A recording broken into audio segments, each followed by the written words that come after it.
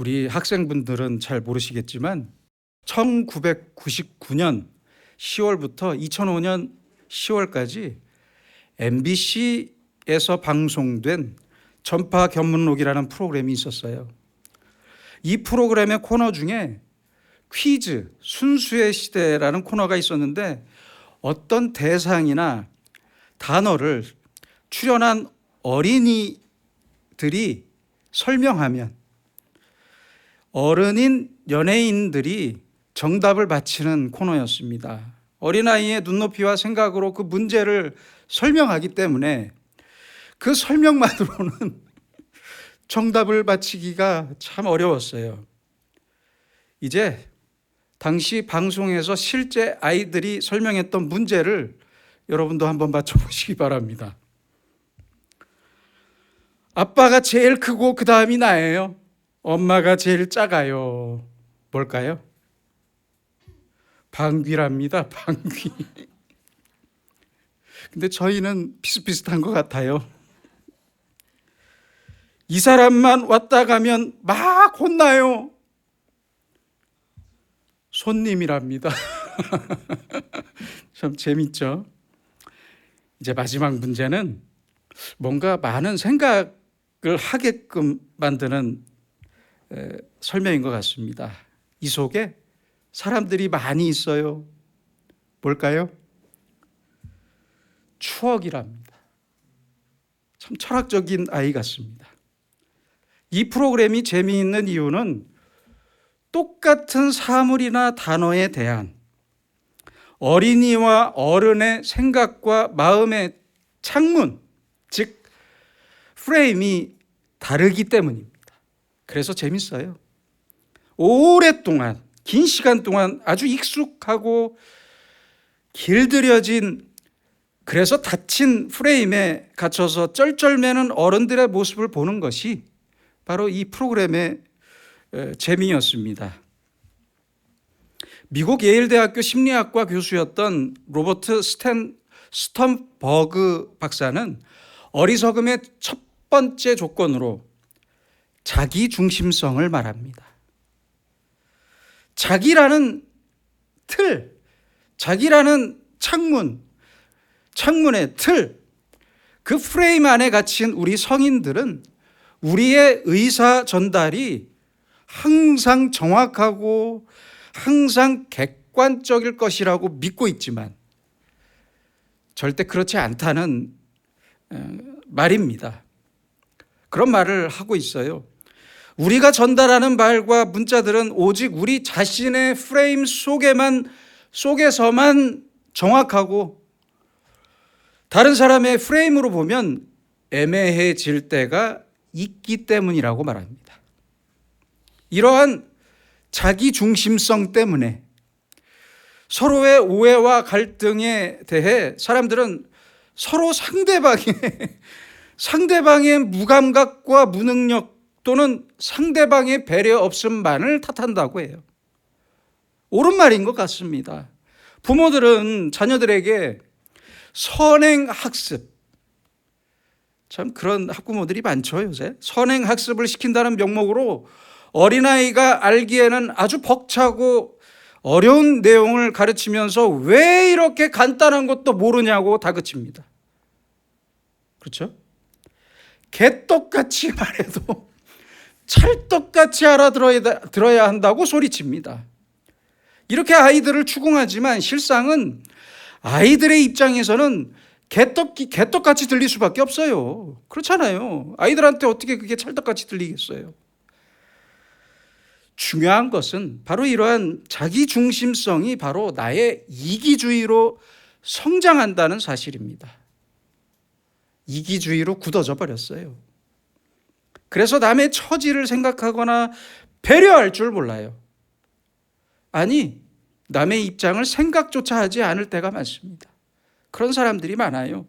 배려해야 하는 이유를 알고 싶지도 않고 그 필요성도 못 느낍니다. 결국은 극단적인 이기주의의 사람이 되어버리고 맙니다.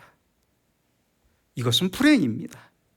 미국 시카고 대학교의 교수였던 돈 브라우닝 박사는 가족의 세계화라는 자기의 논문을 설명하면서 가정의 문제가 점점 더 커지고 가정이 무너지는 것은 한 나라의 문제가 아니라 전 세계적인 추세라고 말합니다. 그러면서 미국을 예로 듭니다. 미국의 아이들 중에 30%는 부모가 누군지 모르고 자라고, 30%래요. 30%. 다른 30%의 아이들은 결손가정에서 자라며 나머지 30% 정도의 아이들만 그나마 형식적으로 부모의 사랑을 받고 자란다고 지적합니다. 그러니 지금의 이 세대가 앞으로 어떻게 될 것이냐면서 경고하고 있습니다. 그러면서 그는 아주 중요한 말을 하고 있습니다. 인간성이나 교육의 문제나 질을 따지기 이전에 가정의 문제를 바로잡아야 한다. 이 문제를 바로잡기 전에는 아무것도 올바르게 될 수 없다. 못 박아서 이야기합니다. 옳은 말이라고 생각합니다. 우리나라도 별반 다를 게 없어요. 그런데 브라우닝 교수가 지적하는 가장 큰 문제는 무엇이냐면 바로 부모들이 이기적이라는 거예요. 너무 이기적이고 돈밖에 모른다는 사실을 지적합니다. 돈이면 다 될 줄 아는 그 철학을, 잘못된 철학을 아주 어렸을 때 가정에서부터 가르치기 때문에 세상이 이렇게 어지러워진다고 말합니다. 그러면서 그는 이렇게 결론을 내립니다. 가정이 잘못되는 이유는 그래서 극단적인 이기주의에 있고 헌신이 없다는 데 있다. 지금 부모로서 우리 어른들은 아이들을 어떻게 생각하며 바라보고 있습니까? 내 아이뿐만 아니라 다른 가정의 아이들까지, 모든 아이들까지 우리는 어떻게 바라보며 어떻게 생각하며 어떻게 대해야 하겠습니까? 무엇을 어디서부터 시작해야 합니까? 그리스도인인 우리에게 가장 확실한 사실 하나는 내 자식이라고 해서 내 것이 될 수 없다는 사실입니다. 내 소유품이 될 수도 없고 소유품이 아닙니다. 내 자식이라고 해서 내 마음대로 자식에게 말하고 내 마음대로 키울 수는 없는 거예요. 왜요? 왜냐하면 내 자녀이기 훨씬 이전에 바로 내 자녀가 아니라 하나님의 자녀이기 때문입니다. 훨씬 전부터. 하나님께서 나에게 맡기신 하나님의 백성이기 때문입니다. 여러분에게 가장 귀한 것은 무엇입니까? 돈입니까? 명예입니까? 건강입니까? 아니면 자녀입니까? 무엇이 더 소중한 것입니까? 나에게 가장 귀한 보배, 이것 하나만 있으면 다른 것은 다 필요 없다고 할 수 있는 가장 귀한 것, 가장 소중한 보배는 무엇입니까? 오늘날의 문제는 사실 인간의 문제로 귀결됩니다. 그렇죠? 동시에 인간의 문제는 가족의 문제가 됩니다. 가족의 문제입니다. 그리고 가족의 문제는 부모 자녀의 문제입니다. 그렇죠? 그런 면에서 오늘의 예수님께서는 우리에게 아주 귀중하고 소중한 교훈을 말씀하십니다. 먼저 1절에서 제자들이 예수님께 물어봅니다. 천국에서는 누가 큰 사람입니까? 이 질문에 예수님께서는 먼저 천국에 들어갈 수 있는 자격을 말씀하십니다. 천국에 대해서 알지 못하는 제자들이 그들이 생각하는 정치적으로 큰 사람, 더 위대하고 더 많은 것을 소유한 사람, 소유한 자, 더 영향력을 끼칠 수 있는 큰 자의 특수성을 부를 때 천국의 주인이신 예수님께서는 먼저 천국의 보편성과 당위성을 말씀하시고 있는 거예요. 한 어린아이를 제자들 가운데 세우시고 천국 백성이 소유한 보편적이고 당연한 성품을 말씀하셨는데, 그 첫째는 3절에서 너희가 돌이켜입니다. 돌이키라고 말씀하십니다. 헬라어로 스트레포라는 이 동사는 반대로 돌리다라는 뜻이에요. 반대로. 후진 기어를 넣듯이 몸을 반대로 돌리는 거예요. 너희가 지금 생각을 멈추고 뒤를 돌아봐라. 제자들의 이기적인 욕망을 지적하시면서 책망하신 말씀이에요. 더 큰 자가 되어서 높아지고 싶은 마음, 출세하겠다는 마음, 스스로 위대해지겠다는 마음에서 벗어나라는 말씀이에요. 내가 굉장한 일을 할 것처럼 떠들지 말아야 합니다. 돌아보세요. 돌이키세요. 그게 아니라는 말씀입니다. 둘째는 어린 아이들과 같이 되라라고 말씀하십니다. 그래서 본인의 인간성을 진단할 수 있는 가장 간단하고 쉬운 방법이 무엇인지 아십니까? 내가 어린 아이들을 좋아하는가 싫어하는가? 바로 이것입니다. 여러분은 길거리에서나 가정에서나 길거리에서 어린아이들을 보면 불편합니까? 반갑습니까? 아니면 짜증부터 올라오십니까? 내 자녀를 볼 때 저건 왜 태어나서 나를 괴롭히나? 이런 생각이 드십니까? 개를 키울 때 보면요, 개도 주인이 자기를 이뻐하는지 싫어하는지 알아요.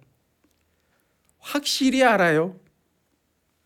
개들이 더 잘 알아요. 하물며 인간인 아이들은 어떻겠습니까? 그렇잖아요. 개인적인 말씀이라서 죄송하지만 저는 군대를 제대하고 교회에서 만난 여자와 잠깐 사귀었습니다. 아니, 왜 웃으세요? 군대를 제대한 건장한 청년이 여자친구가 없으면 되겠습니까? 아무튼 사귀었어요. 그런데 이 친구가 어린아이들을 그렇게 싫어해요. 희한하더라고요. 놀이터에서도 어린아이들이 옆에 오면 아주 즐겁을 하더라고요. 도망갈 정도였어요. 자기는 어린 아이들이 싫다고, 너무 싫다고 거침없이 얘기하더라고요. 그 모습을 보면서 제가 어떻겠습니까? 자신이 없더라고요. 이런 여성분과 교제를 이어갈 수 있을까? 자신이 없었어요. 그래서 만난 지 한 달도 안 돼서 헤어졌습니다. 어린아이를 좋아하는 마음, 어린아이를 기뻐하는 마음이 먼저 있어야 합니다. 그렇잖아요. 그 마음에 행복이 있습니다. 기쁨이 있어요. 그리고 천국을 소유할 수 있다는 말씀입니다. 셋째는 어린아이와 같이 자기를 낮추는 사람이 되라고 말씀하십니다. 자기를 낮춰야 합니다. 눈높이를 낮추세요. 어린아이의 수준까지, 아니 그 이하로, 그 아래로 더 낮추고 겸손해야 합니다. 겸손해야 해요. 영어로 말씀드리자면 심플 마인드입니다. 단순하고 정직하고 겸손한 마음으로 살아야 합니다. 바로 그 마음을 소유할 때 내 마음이 깨끗해집니다. 정결해집니다. 바로 이 마음의 사람이 하나님을 볼 수 있는 거예요. 부부들을 보세요. 한평생 같이 살면서도 서로 자기 말이 옳다고 싸웁니다. 저희도 그래요. 자기가 더 잘났다면서 도토리 키재기를 합니다. 참 불행한 일이에요. 어린아이와 같이 자기를 낮추는 마음, 겸손한 마음으로 살아야 합니다. 어린아이에게는 그렇잖아요. 잘난 마음도, 잘난 것도 없고 못난 것도 없어요. 인종차별도 없고 기득권도 없습니다. 전쟁도 없습니다. 그저 깨끗하고 정직하고 겸손할 뿐입니다. 마지막 넷째는 내 이름으로 어린아이 하나라도 영접하라고 말씀하십니다. 이제는 권위적이고 수직적인 관계를 떠나야 합니다. 수평적이고 인격적인 관계 안에서 아이들과 함께 살아가야 합니다. 하나님 앞에서 나도 하나님의 자녀이고 어린 아이이고 아이들도 하나님의 자녀입니다. 그래서 똑같습니다. 거기서 거기에요. 내 자녀라고 해서 또는 상대적으로 어리다고 해서 내 마음대로 할 수 있는 게 아니에요. 명령하기보다는 이제 먼저 대화합시다. 대화합시다. 수평적인 입장에서 대화해 봅시다. 잔소리하기보다는 아이의 말을 먼저 들어줍시다. 들어야 합니다. 중요한 것은 아이들의 선행학습이 아니라 부모인 나의 선행교육이 중요한 것입니다. 선행교육.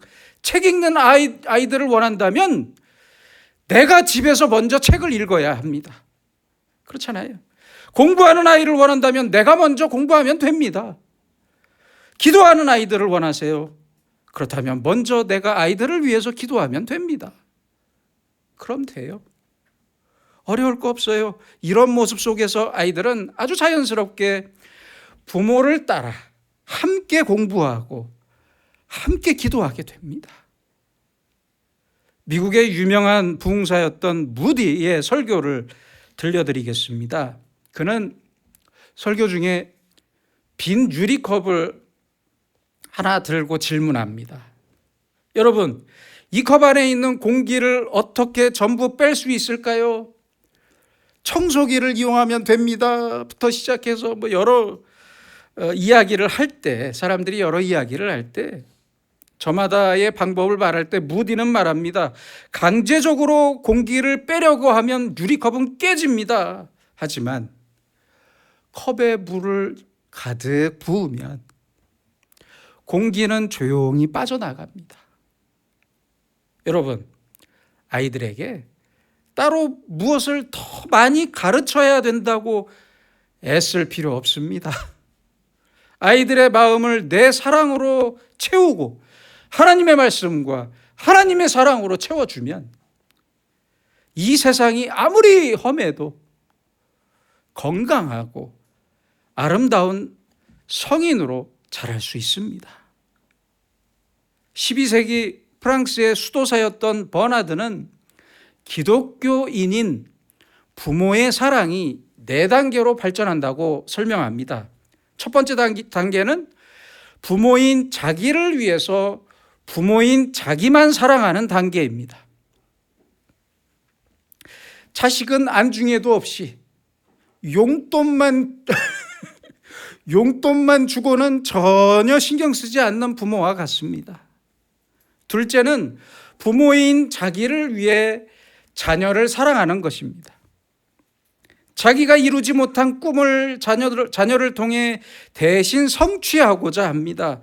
자녀의 성공으로 대리 만족을 얻으려는 것인데 아주 대단히 위험한 자녀 사랑입니다. 셋째는 자녀를 위한 자녀 사랑입니다. 사랑의 대상과 목적이 이전보다는 훨씬 바람직하긴 해요. 하지만 여기에도 큰 함정이 있는데요. 부모가 자녀에게 끌려다니게 됩니다. 자녀 사랑의 특권이 의무로 변질됩니다. 그래서 자녀들의 버릇이 점점 더 나빠지게 됩니다.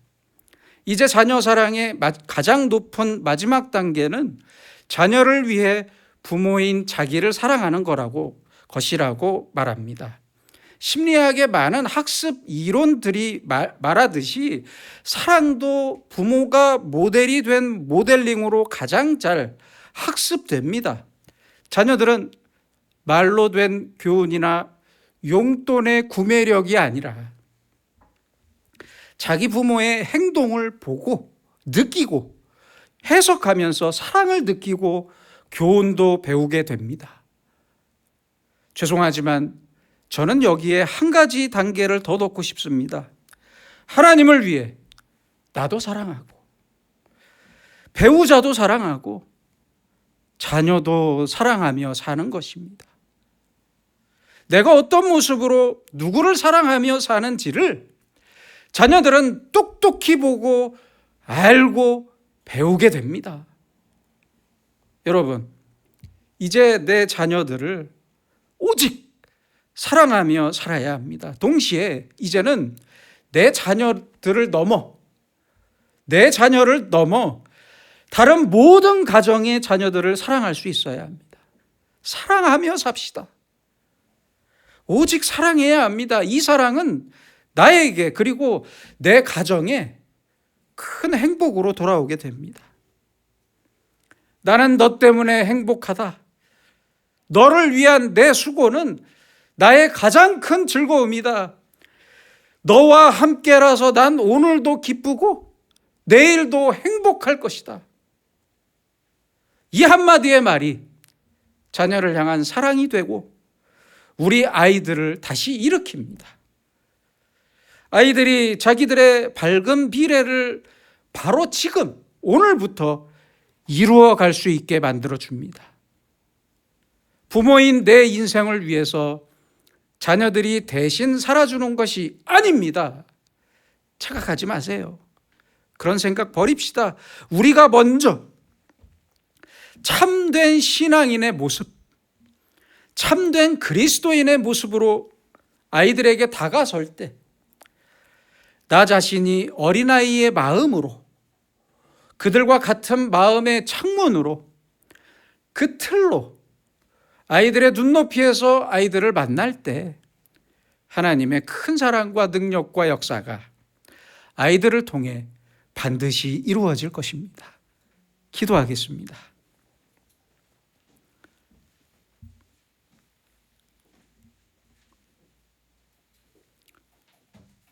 우리 모두의 아버지로서 우리를 끝까지 사랑하시는 주님, 우리에게 가정을 주시고 귀한 자녀를 주시니 감사합니다. 그러나 저들을 바로 인도하지 못한 저희의 잘못을 용서해 주시고 주님의 말씀, 주님의 마음과 사랑으로 돌아가서 진심으로 내 자녀들과 이웃의 자녀들을 기뻐하고 그들과 함께 행복하고 자녀들과 함께 기도하고 찬송하면서 주님의 귀한 뜻과 사랑을 통해 우리 가정에 작은 천국을 만들어 날마다 기쁨과 좋은 소식이 넘치는 우리의 복된 가정들이 되게 하여 주시옵소서. 예수님의 이름으로 기도드립니다. 아멘.